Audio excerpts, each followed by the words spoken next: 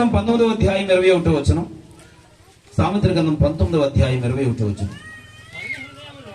నరుని హృదయంలో ఆలోచనలు అనేకములుగా పుట్టును, యెహోవా యొక్క తీర్మానమే స్థిరము. దేవుని స్తోత్రం. నరుని హృదయంలో అనేక రకములైన ఆలోచనలు పుడతాయి, కానీ దేవుని యొక్క తీర్మానమే స్థిరం. దేవుని స్తోత్రం. ఇక్కడ మానవుని యొక్క హృదయాలలో రకరకాల ఆలోచనలు, మనిషి యొక్క మనస్తత్వాన్ని బట్టి, ఆలోచించే విధానాన్ని బట్టి మనుషుల యొక్క హృదయాల్లో పోయిన రకరకాల తలంపులు కలుగుతూ ఉంటాయి, రకరకాల ఆలోచనలు వస్తూ ఉంటాయి. పోయినారా? అయితే ఎన్ని రకాలుగా మనుషులు ఆలోచించినా, ఏ విధంగా మనుషులు తలంచినా, దేవుడి యొక్క తీర్మానం మాత్రమే ఫైనల్. దేవుడికి స్తోత్రం. మానవులమైన మన పట్ల దేవుడు ఏ ఉద్దేశాన్ని కలిగి ఉన్నాడో ఆ ఉద్దేశమే చివరికి దేవుడే నెరవేరుస్తాడు. పిల్లలు మనుషులు అనుకున్నట్టుగా ఏదీ జరగదు. ఎందుకంటే దేవుడు సృష్టికర్త, మనం ఆయన చేతిలో చెక్కబడిన వారం. దేవుని స్తోత్రం. కనుక మనందరం కూడా పిల్లల దేవుని యొక్క వాక్య ప్రకారంగా మనం ఆలోచన చేస్తే ఖచ్చితంగా మనందరం కూడా దేవుని నిర్ణయాలకి, దేవుని యొక్క తీర్మానములకు మనం లోపడవలసిందే. ఇక్కడ దేవుడు ఒక ఆలోచన కలిగి ఉన్నాడు మనందరి పట్ల. ఒక చిత్తం, దాన్ని తీర్మానం అనొచ్చు, చిత్తం అనొచ్చు, దేవుని యొక్క ప్రణాళిక అనొచ్చు. పిల్లరా, ఒక ప్రణాళిక కలిగి ఉన్నాడు. ఆ ప్రణాళికను మనకు దేవుడు తెలియజేసినప్పుడు మనం ఏం చెయ్యాలి? 2 దినవృత్తాంతాల గ్రంథం 2వ అధ్యాయం 1వ వచనం. దినవృత్తాంతాల 2వ గ్రంథం 2వ అధ్యాయం 1వ వచనం. సొలొమోను యెహోవా నామం ఘనత కొరకు ఒక మందిరమును, తన రాజ్య ఘనత కొరకు కట్టవలనని తీర్మానము చేసుకొని బరువులు మోయిటకు 70,000 మందిని 80,000 మందిని ఏర్పరచుకొని 3,600 మందిని అధిపతులుగా ఉంచాను. దేవుని స్తోత్రం. హల్లెలూయా. పిల్లలు ఇక్కడ చూసినట్లయితే సొలొమోను దేవుడు యొక్క ఆజ్ఞ ప్రకారంగా ఒక మందిరాన్ని కట్టాలనుకున్నాడు. దేవుడు అన్నాడు, సొలొమోను నాకు ఒక మందిరాన్ని కట్టు అని అన్నాడు. కట్టించు అని దేవుడు అడిగినప్పుడు సొలొమోను పిల్లలు దేవుని యొక్క ఉద్దేశం, దేవుని ఉద్దేశాన్ని సొలొమోనుకు తెలియచేసినప్పుడు సొలొమోను వెంటనే ఏం చేశాడు అంటే 70,000 మందిని రాళ్లు మోయటానికి, 80,000 మందిని కొండల మీదకి వెళ్లి కర్రలు నరకడానికి, 3,600 మందిని ఇదంతా పర్యవేక్షించి సరిగా జరుగుతుందో లేదో సూపర్వైజింగ్ చేయడానికి సూపర్వైజర్లను సొలొమోను ఏర్పాటు చేయటకు తీర్మానించాను. దేవుని స్తోత్రం. ఏం చేశారంటే అక్కడ పిల్లరా, దేవుడు సొలొమోను ద్వారా ఒక మందిరాన్ని కట్టించుకోవాలని తీర్మానించాడు. సొలొమోనుకు ఆ సంగతి తెలియగానే సొలొమోను ఒక తీర్మానం చేసుకున్నాడు. ఏంటి అని అంటే, నేను మందిరము కట్టిస్తాను అని. దేవుని స్తోత్రం. హల్లెలూయా. ఆ కట్టిస్తానని తీర్మానం చేసుకున్న తర్వాత వెనువెంటనే కార్యాచరణ ఏం మొదలు పెట్టాడు అంటే 70,000 మందిని రాళ్లు ఏరడానికి, రాళ్లు మోయడానికి 70,000 మందిని సిద్ధపరిచాడు. వాళ్ళందరూ రాళ్లు మోయాలి.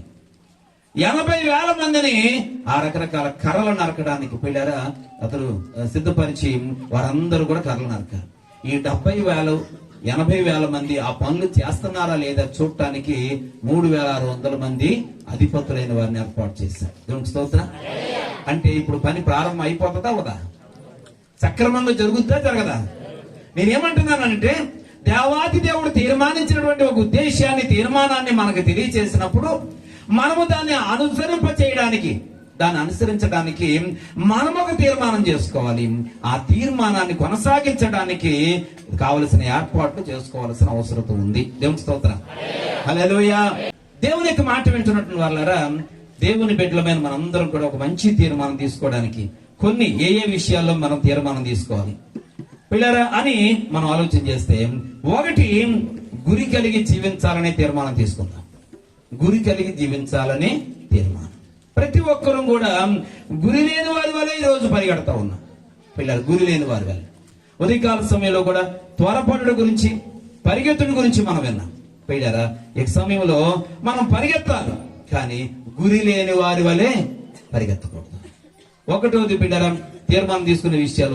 మొదటి తీర్మానం ఏంటంటే గురి కలిగి జీవించాలి అనే తీర్మానం తీసుకోవాలి. హల్లెలూయా.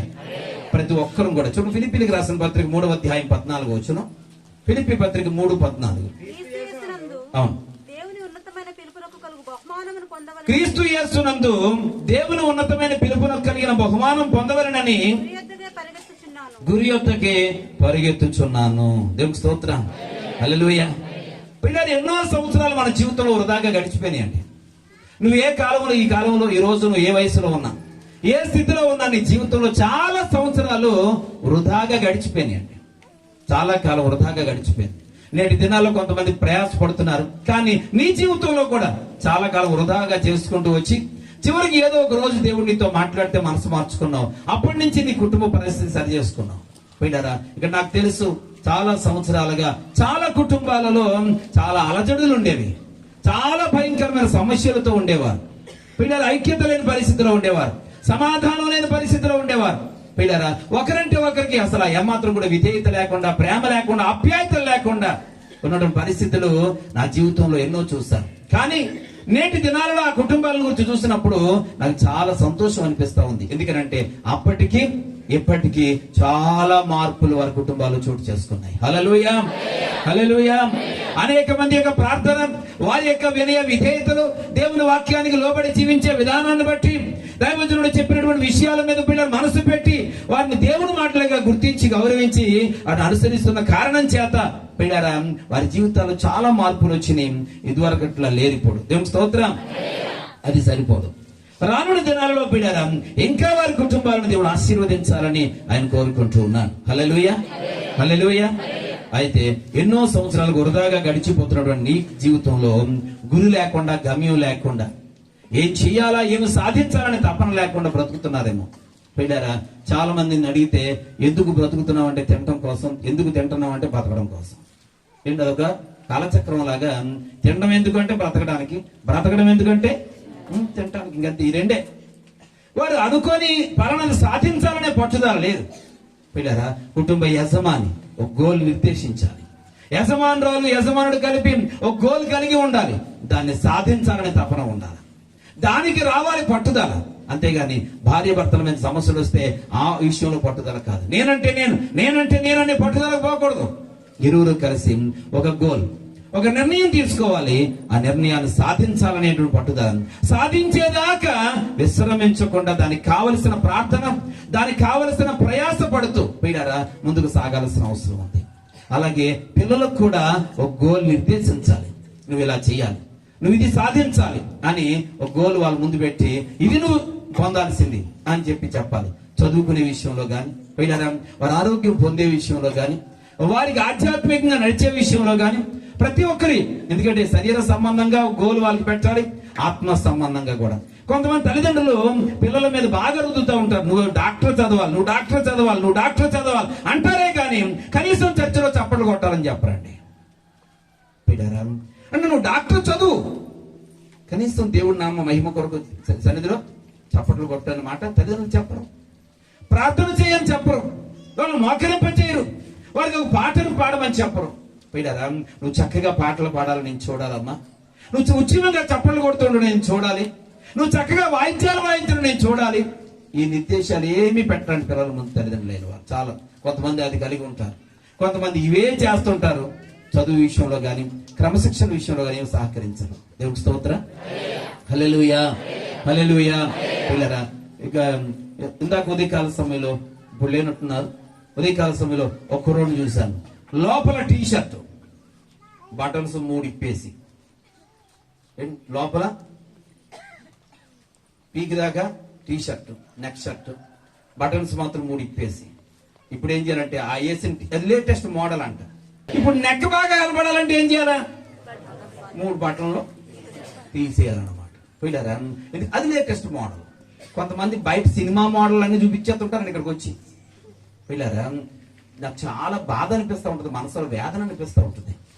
బయట మోడల్స్ అన్ని దేవుని సన్నిధిలో నువ్వు అనుకరిస్తే నువ్వు బాగుపడవు. దేవునికి స్తోత్రం కలుగుతుంది కాబట్టి హల్లెలూయా. కొందరు అంటూ ఉంటారు, అయ్యా మాకు ఎందుకో పరిస్థితి మారడం లేదండి, మా పరిస్థితులు ఇబ్బందికరంగానే ఉంటున్నాయి, దేవుడు ప్రార్థన చేస్తున్నాం, మీరు ప్రార్థన చేస్తున్నారు, సంఘం ప్రార్థన చేస్తుంది, కానీ ఎందుకో నా జీవితంలో మార్పు రావడం లేదండి అని అంటే నువ్వు అనుసరించేది యేసు ప్రభువుని కాదు, దైవజనుడిని కాదు, పిల్లలు దేవుని వాక్యాన్ని కాదు, నువ్వు సినిమా స్టార్లని రకరకాల స్టైల్స్ నువ్వు అనుసరిస్తున్నావు. కాబట్టి నువ్వు అనుసరించేది, నువ్వు ఆధారపడేది వాటి మీదగా. అలాంటప్పుడు దేవుడు కార్యం ఎందుకు చేస్తాడు? దేవునికి స్తోత్రం. నువ్వు బాగుపడాలా, నీకు మేలు జరగాలని దైవజనుడు ఎంత ప్రార్థన చేస్తే మాత్రం పిల్లరా నీలో మార్పు కలుగుద్ది. కాబట్టి నీ జీవితంలో మనిషికి విలువ తీసుకొచ్చేది అలంకరణ కాదండి. దేవునికి స్తోత్రం. అలంకరణ కాదు, మనిషికి విలువ తీసుకొచ్చేది పిల్లలు వస్తుధారణ కాదు, వస్త్రధారణ కాదు. మనిషికి విలువ తీసుకొచ్చేది మంచి మాట, దైవికమైన భక్తి. హల్లెలూయా, హల్లెలూయా. వస్తువులు లేవు, శ్రేష్టమైన వస్త్రాలు కాదు, ఏది కాదు. మనిషికి విలువ మాట, వినయము, విధేయత, బాధ్యత. దేవునికి స్తోత్రం. అది నీకు లేదు. అవి లేకుండా ఎన్ని తగిలించుకున్నా పంది ముక్కున్న బంగారు అని బైబిల్ చెప్తుంది, నేను అంటలేదు. దేవునికి స్తోత్రం. హల్లెలూయా. ఉండవలసినవి ఉండకుండా అవసరం లేని అన్ని తగిలించుకుంటే ఇంకా అదే అవుతుంది. అందుకని మనం ఉండవలసిన స్థితిలో మనం ఉండడానికి ప్రయత్నం చేద్దాం. దేవునికి స్తోత్రం. కాబట్టి ఇక్కడ చూసినట్లయితే పిల్లరా, దేవుని యొక్క వాక్యంలో నుంచి మనం గురి కలిగిన వారిగా ఉండాలి. ఆత్మ సంబంధమైనటువంటి ఇదిగో ఈ స్థాయిలో నీవు ఉండాలి. కుమారుడికి నేను చెప్పాను, నువ్వు ఒక దేవుని సేవకుడిగా ఉండాలంటే. దేవునికి స్తోత్రం. హల్లెలూయా. తనకు ఒక గోరి ఉంది. నేను చాలా సందర్భాలు చెప్పాను పిల్లరా, ఎలక్ట్రానిక్ ఇంజనీర్ అవ్వాలి అని ఒక కాన్సెప్ట్ తనకు ఉండింది. కానీ నేను జాయిగా ఆ దిశ నుంచి తప్పించి బైబిల్ తర్ఫీదిచ్చి దేవుని సేవకుడిగా ఉండాలని నేను కోరడం జరిగింది. డాడీ నేను ఇలా చేయాలనుకున్నాను డాడీ, అది చేస్తాను ఇది చేస్తాను. అమ్మమ్మమ్మమ్మ అదొద్దు. దేవుని స్తోత్రం. వీళ్ళరా అందులోకి వెళ్తే ఇక చెన్నై, బెంగళూరు, హైదరాబాద్, బాబు ఫోన్ చేసుకోవడం ఈసారి నా పని. ఏంటి ఎప్పుడు వస్తావు. నేను చెన్నైలో ఉన్నాను, ఇక్కడ పరిస్థితి బిజీగా ఉంది, ఇక్కడ సౌండ్ ఇంజనీర్ గా నాకు అసలు రెస్ట్ లెస్, ప్రోగ్రామ్స్ చాలా ఉన్నాయి, ఇన్కమ్ కూడా చాలా ఉంది. డాడీ మీ అకౌంట్కి ఏమైనా కొట్టమంటారా? ఇంక అకౌంట్ లో కొట్టించుకోవడమే తప్ప ఇక్కడ పరిచర్యలో ఉండే పరిస్థితి ఉండదు. దేవునికి స్తోత్రం. దేవుడు వాగ్దానం చేసి పిల్లరా ఇక పాస్టర్ గారికి వాగ్దానం చేసి దేవుడు బిడ్డనిచ్చాడు కనుక ఆ బిడ్డను దేవుని సేవకు సమర్పించాం కనుక దేవుని సేవే చేయాలి. సేవ చేస్తూనే ఆ యొక్క ఇంజనీరింగ్ కూడా చేస్తాను పిల్లరా. ఆ ఇంజనీరింగ్ పంపిస్తే 100% అద్భుతమైన రీతిగా క్లిక్ అవుతాడు. ఖచ్చితంగా నాకు తెలిసే సంగతి. దేవుని స్తోత్రం. పిల్లలు కేవలం ఏ రకమైనటువంటి ఆ ట్రైనింగ్ లేకుండానే ఈ రోజు పిల్లరా ఆ సిస్టమ్ ఆపరేటింగ్ కానీ ఇదంతటిని సమకూర్చడం కానీ చూసినప్పుడు నాకు అనిపిస్తుంది, ఆ కోవలో కానీ పంపిస్తే ఇది కోవలోకి తీసుకురాలేకపోతున్నాం. దేవుని స్తోత్రం. హల్లెలూయా. ఇక యూట్యూబ్ ప్రసంగాలు మనం అందులో వింటమే, ఎక్కడి నుంచో ప్రసంగం చేస్తే తప్పితే సంఘాల్లో ఉండే పరిస్థితి ఉండకపోనేమో. కానీ నేను నెమ్మదిగా చెప్పాను, అది కాదు నా ఉద్దేశం, ఇది అని అన్నప్పుడు వెంటనే దాని నుండి వెనక్కొచ్చి ఏలూరు వెళ్ళి వెనక్కొచ్చేస్తే అమ్మ బాబోయ్ అనుకున్నాను. మళ్ళీ దేవుని స్తోత్రం. పిల్లలు ప్రార్థన, మీ అందరి ప్రార్థన, కన్యళ్ళ ప్రార్థన దేవుని అద్భుతమైన రీతిగా దేవుడు మరలా అక్కడ మార్గాలు తెరిచాడు. హల్లెలూయా. పిల్లరా ఎందుకు ఈ మాట చెప్తా ఉన్నానంటే, మనము ఈ లోకంలో ఈ దేవుని పని చేయాలి, దేవుని పనే, కానీ అది ఏ విధంగా ఇలా చేయాలి, ఇది సాధించాలి అనే గురి వాళ్ళు ముందు పెట్టి దాని కొరకు ప్రోత్సహించాలి. దేవుని స్తోత్రం. ఈ బట్టలు ఎందుకు కొంటున్నాను తెలుసా? నా ఉద్దేశాన్ని నెరవేరుస్తావని. ఈ వస్తువు ఎందుకు కొంటున్నానో తెలుసా? నా ఉద్దేశాన్ని నెరవేరుస్తావని. ఇదిగో నువ్వు ఎందుకు చదువుకున్నా తెలుసా? నా ఉద్దేశం నెరవేర్చడానికి నువ్వు చదువుకోవాలి. నీకు కావలసినవన్నీ నేను కొంటాను, చేస్తాను, కానీ నా ఒక్క ఉద్దేశం నెరవేర్చు అని పిల్లల ముందు మీ ఉద్దేశాన్ని ఒక గురిగా పెట్టండి. హల్లెలూయా, హల్లెలూయా. అలాగే ఆత్మ సంబంధంగా కూడా విశ్వాసులుగా ఉన్నారు కనుక మీరు ఆత్మ సంబంధంగా కూడా మీ బిడ్డలు ఏ రీతిగా దేవుని కొరకు వాడబడాలి అనే దాని విషయంలో కొంచెం ఒక గోల్ వారి ముందు పెట్టండి. వీళ్ళ ఊరికినే గాలికి పెరిగినట్టుగా పెంచకండి, గురి కలిగిన వారు కూడా. అలాగే మీరు కూడా ప్రతి ఒక్కరు కూడా పిల్లలు వయసులో పెరిగిపోతా ఉంది, బిడ్డలను కంటా ఉన్నారు, ఇక వాళ్ళకి పెళ్లిళ్ళు అంటున్నారు, కానీ మీరు సాధించాల్సినవి ఏమి లేవు. సాధించినటువంటి చిట్ట ఏమి వెనక్కి తిరిగి చూసుకుంటే ఏమీ లేదు పిల్లరా. కాబట్టి గురి లేని జీవితాలు అన్ని జనాంగానికి మాదిరిగా ఉండలేవండి. గురి లేనటువంటి జీవితాలు, గురి లేనటువంటి కుటుంబాలు పిల్లరా దేవుని నామానికి మహిమ తేలవు, దేవుడి నామానికి అవమానమే. ఈరోజు నువ్వు ఇల్లు కట్టాలి, గురి కలిగి ఉండు పిల్లలు. ఒక ఉద్యోగం సాధించాలి, ఒక గురి అది పిల్లరా. ఒక స్థాయి నువ్వు చేరుకోవాలి, అదొక గురి. ప్రతి విషయంలో కూడా గురి లేని బ్రతుకులాడు చాలా మందికి. కనుక ఈ దినాన ఒక గురితో గురి కలిగి జీవించాలనే తీర్మానం తీసుకో. మీ కుటుంబాలలో కూడా నేను ఈ సంవత్సరం ఇది చేయాలనుకుంటున్నాను, ఈ 2023 సంవత్సరం ఇది, ఈ నెలలో ఈ పని చేయాలనుకున్నాను, ఈ వారంలో ఈ పని చేయాలనుకున్నాను, ఈరోజు సాయంత్రానికల్లా ఆ పని పూర్తి చేయాలి అనుకోవడం, మొదలు పెట్టడం, దాన్ని పూర్తి చేయడం. హల్లెలూయా. మీరు అది చేస్తూ ఉండండి. మీ వెనక మీ పిల్లలు వీళ్ళు ఒక టార్గెట్ పెట్టుకుంటున్నారు, దాన్ని రీచ్ అవుతున్నారు. నా తండ్రి ఒక టార్గెట్ పెట్టుకుంటున్నాడు, నా తల్లి ఒక టార్గెట్ పెట్టుకుంటుంది, దాన్ని పూర్తి చేస్తున్నారు. కాబట్టి నేను కూడా ఒక టార్గెట్ కలిగి ఉండాలని ఇతరులు అనుకోవడానికి అవకాశం ఉంటుంది. దేవుని స్తోత్రం. నీకే ఒక గురి లేదు, నీకే ఒక టార్గెట్ లేదు, సాధించేది ఏమీ నీ మనసులో లేదు. ఏం చేయాలనుకున్నావంటే ఏం చేయాలో అనుకున్నాం, తిన్నాం, తిరుగుతున్నాం, అంతే. ఖాళీగా ఉంది అక్కడ కాలక్షేపం చేయటం. పోయినారా? ఇదే నీ టార్గెట్. తిరగటమే టార్గెట్, సోమరిగా ఉండడమే నీ టార్గెట్. పోయినారా? ఏ పని లేకుండా ఉంటే అదే నా టార్గెట్. ఏ ప్రార్థన లేకుండా, ఎక్కడ మోకరించాల్సిన అవసరం లేకుండా, ఉపవాసాలు ఉండాల్సిన అవసరం లేకుండా, ఏ కోటానికి వెళ్ళే అవకాశం లేకుండా పోయినారా ఉండడమే నీకు సుఖం అనుకుంటున్నావే తప్ప గురి లేని జీవితానికి జీవిస్తున్నావు. అందువల్లనే ఇన్ని సంవత్సరాల వయసు వచ్చినా ఇప్పుడు వరకు ఏమీ సాధించలేకపోయావు. దేవుని స్తోత్రం. హల్లెలూయా. కాబట్టి వయసు పెరుగుతుంది అని అంటే ఆయుష్ తగ్గిపోతుంది. వయసు పెరుగుతుందంటే ఆయుష్ తగ్గిపోతుంది. నీకు దేవుడు ఎంతకాలం నిర్ణయించాడో తెలియదు, నీకు ఎంతకాలం ఉందో తెలియదు. హల్లెలూయా. నువ్వు బ్రతికే కాలం ఎంత ఉందో తెలియదు. బ్రతికిన కాలం నీకు తెలుసు, కానీ ఎలా బ్రతికేవో నీకు తెలుసు, కానీ బ్రతకబోయే కాలం ఎంతో, దేవుడు ఎంత ఆయుష్ ఇచ్చాడో ఇంకా నీకు మనకు తెలియదు. ఆ బ్రతికే కాలం ఎలా బ్రతకబోతున్నామో, ఎలాంటి ఎదురీతి ఎదవలసి వస్తుందో, ఎటువంటి కష్టాలను ఎదుర్కోవాల్సి వస్తుందో, ఎటువంటి యుద్ధాలు వస్తాయో, ఎటువంటి పరిస్థితుల్లో మనం తిని బ్రతకగలుగుతామో మనకు ఎవరికి తెలియదండి. ఎంతకాలం బ్రతుకుతామో తెలియదు, ఎలా బ్రతకగలమో తెలియదు, దేవుడు ఎలాంటి పరిస్థితులు సంభవింపజేస్తాడో తెలియదు. వాక్యంలో చూస్తే అంత్యకాలం గనక అపాయకరమైన కాలంలో వస్తున్నాయి, అపాయకరమైన దినాలను చూడబోతున్నాం అని రకరకాలైనటువంటి హెచ్చరికలతో కొన్ని విషయాలు వింటున్నాం. కనుక ఈ మిగిలిన కాలంలో, సుఖవంతంగా సాగిన కాలంలోనే నువ్వు గురిలేని జీవితాన్ని కలిగి ఇంతవరకు ఏమీ సాధించలేకపోతే ఇంక రాబోతున్నటువంటి ఆ తెలియని కాలంలో ఏమి సాధించగలవు. అయినప్పటికీ కూడా ఇది నన్ను ప్రభువు మాట్లాడుతున్నారు కనుక ఒక మంచి తీర్మానం తీసుకుందాం. మన బ్రతుకులో ఒక గమ్యాన్ని చేరుకోవాలనే ఉద్దేశం మనకు ఉండాలి. దేవుని స్తోత్రం. హల్లెలూయా. ఈ ప్రపంచంలో పిల్లరా ఎంతో మంది ఎన్నో సాధించాలనుకొని ప్రయత్నం చేసి సాధించలేని వారు ఎంతో మంది ఉన్నారు. కొందరు ఏమీ సాధించాలని అనుకోకుండా ఊరికి గాలికి బ్రతికినట్టుగా బ్రతికేస్తారు.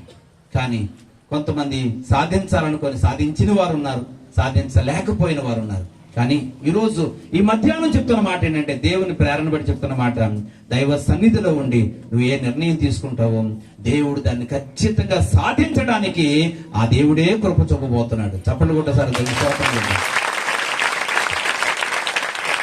కాలం ప్రతికూలంగా ఉన్నా, రోజులు ఏ విధంగా మారిపోయినా, ఈ రోజు దేవుడు నీతో మాట్లాడుతున్నాడు గనక ఆయన మాటకు లోబడి, అవునా నాయన, నా జీవితంలో ఒక గురిగల నేను ఉంటానయ్యా, ఒక గమ్యాన్ని నేను చేరుకుంటాను తండ్రి. ఇదిగో నాకు ఈలోక సంబంధంగా, నా ఉద్యోగ విషయంలో, నా వ్యాపార విషయంలో, నా వ్యవసాయ విషయంలో, నా చేతి వృత్తి విషయంలో నేను గురిగలిగి ఉండి ఈ రోజు నుంచి నేను క్రమబద్ధీకరించుకొని అనవసరమైన ఖర్చులు తగ్గించుకొని నేను సోమరిగా కాకుండా ప్రయాసపడి పని చేస్తాను. పని చేసి నీకు నా బాధ్యతలని సక్రమంగా నిర్వర్తిస్తాను అని మనసులో నువ్వు ఏమనుకుంటే దాన్ని ప్రభువు ముందు పెట్టండి. ప్రతి విషయంలో కూడా ఒక ప్రణాళిక. ఎప్పుడు మట్టుకప్పుడు ఏది గురితే ఎలా గాలిస్తే అలా బ్రతకడం కాదు. జీవితంలో మనం దేవుడు బ్రతకనిచ్చాడు. ఇక మీద గురి లేని వాళ్ళు బ్రతకండి.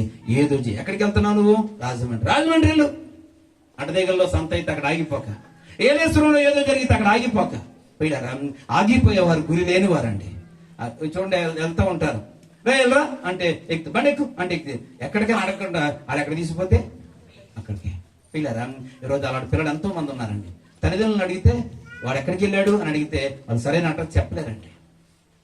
ఆ అమ్మాయి ఎక్కడికి వెళ్ళింది అని తల్లిని అడిగితే ఆ తల్లి సరైన అడ్రస్ చెప్పలేదు. కారణం ఏంటంటే ఆ కూతురు ఏ ఇంటి దగ్గర ఉందో, ఏ ఊర్లో ఉందో, ఏ బంధువుల ఇంటి దగ్గర ఉందో, ఏ బంధువుల ఇంటికి వెళ్తానని చెప్పి ఎక్కడికి పోయిందో ఆ తల్లికి తెలియదండి.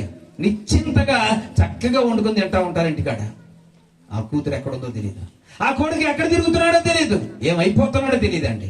కారణం వీళ్ళకి గాలిగా నీళ్ళు పోయినారా. ఎటు గాలేస్తే అటు ఆ యొక్క చెత్త ఎగిరిపోయినట్టు, పొట్టెగిరిపోయినట్టు. నెట్ట కింద ఎగరవండి, పొట్టెగిరిపోతాయి. చూడు, నూర్చినప్పుడు ఫ్యాన్లు పెడతారు, శాటలతో ఇసురుతారు పొట్టెగిరిపోవడానికి. ఎగిరిపోయే పొట్టుకు విలువ ఉండదండి. దాన్ని ఎవడు బట్టల్లోకి ఎత్తుకోడు, అది ఉపయోగపడదు. వీళ్ళు ఎగురుకుంటే ఎటు గాలేస్తే అటు ఎగిరిపోయేది పొట్టుతో సమానం, పనికి మాలింది. నువ్వు ఎవరు రమ్మంటే వాళ్ళు కూడా వెళ్ళిపోతున్నావంటే, ఎటు ఎటు నీ గమ్యం లేకుండా ఏదో సాధించాలనే పట్టుదల లేకుండా నువ్వు తిరుగుతున్నావంటే నువ్వు పొట్టుతో సమానం. నీ జీవితంలో నువ్వు పొట్టువా, విలువైనటువంటి చెత్తగా బ్రతుకుతున్నావా? ఇక మధ్యాహ్నం దేవుడు అంటూ ఉన్నాడు, విలువైన జీవితాన్ని జీవించడానికి ఒక మంచి తీర్మానం తీసుకో. హల్లెలూయా, హల్లెలూయా. నేను వెళుతూ ఉన్నాను, వెళ్ళారా పలానా చోటకి వెళ్ళాలనుకుంటున్నాను. ఇలాగ ముఖ్య స్నేహితుడు నేను నాశనం చేసేవాడు వెళ్ళారు వచ్చి ఇలా రా అని చెప్పి అన్నప్పుడు నేను అలా రాను, నేను వెళ్లాల్సింది అక్కడికి. ఖచ్చితంగా చెప్పగలిగితే నువ్వు గురి కలిగి ఉన్నావు. అటు కాకుండా వాడు పిలిచాడు కదా ఇటు వెళ్ళావు అంటే నువ్వు పొట్టువి. నువ్వు చెత్తగా ఉండొద్దు, నువ్వు విలువైన వస్తువుగా, విలువైన సాధనంగా ఉండు. దేవుడి యొక్క ఆత్మ నీలో ఉంది. దేవుని స్తోత్రం. ఇలా చాలా మంది అనుకుంటారు, నేను ఎందుకు పనికిరానండి, నేనేం చేయలేనండి, నేనేం చేయగలనండి, నా బతుకేటలాగా అయిపోయింది. చిచ్చి వీళ్ళరా, తగ్గించుకోక, హీనస్థితికి దిగదార్చుకోకు. దేవుడు నీ కుటుంబాన్ని ఆశీర్వదించడానికి ఆయన ఉన్నతమైన ప్రణాళిక కలిగి ఉన్నాడు. దేవుని స్తోత్రం కలిగి ఉన్నాడు. కాబట్టి ఈ దినాన్ని వాక్యం ఉంటున్నటువంటి సంగమా, మనందరూ కూడా యవనస్తులు మీ స్థితిని బట్టి మీరు గురి కలిగి ఉండండి. స్త్రీ పురుషులైన వారు మీ కుటుంబ పరిస్థితులను బట్టి ఒక గురి కలిగి ఉండండి. ఎప్పుడు కూడా పిల్లరా మన ఉద్దేశాలు మన పిల్లలకు తెలియచేస్తా ఉండాలి. మనం ఎందుకు ప్రాకులాడుతున్నామో, ఎందుకు ప్రయాసపడుతున్నామో, ఎందుకు యాతన పడుతున్నామో మన పిల్లలకు అర్థం అవ్వాలా. అర్థమైనప్పుడే వాళ్ళు మన ప్రయాసం గుర్తిస్తారు, మనకు సపోర్ట్ చేస్తారు. దేవుని స్తోత్రం. అలాగే మన సంపాదన వారు కూడా జాగ్రత్త పరుస్తారు. మనం ఎందుకు చేస్తున్నామో ఆ ఉద్దేశాన్ని వారికి చెప్పనప్పుడు వాళ్ళు మన సంపాదన వృధా చేస్తారు, వాళ్ళు కూడా పాడైపోతూ ఉంటారు. అందుకని చెప్పి పెద్దవారు కూడా ఒక గురి గమ్యాన్ని కలిగి ఉండాల్సిందిగా కోరుచూ ఉన్నాను.